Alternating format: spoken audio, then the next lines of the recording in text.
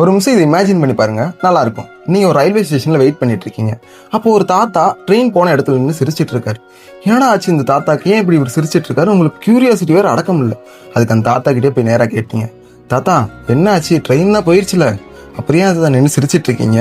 அதுக்கு அந்த தாத்தா சிரிச்சுக்கிட்டே சொல்றாரு, உன்னோடா தம்பி, இப்போதான் என் பேரனை ட்ரெயின் ஏற்றினேன்.